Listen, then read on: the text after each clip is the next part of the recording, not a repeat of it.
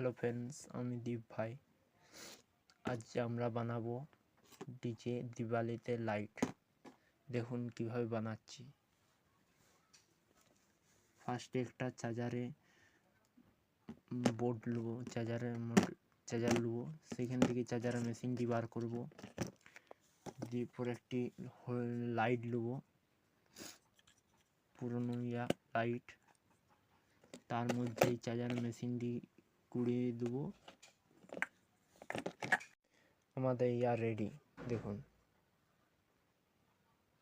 দেখে নিন, এইভাবে কানেকশন করবে আপনারা। আপনাদেরকে জ্বালিয়ে দেখাবো ভিডিও, দেখুন আপনারা।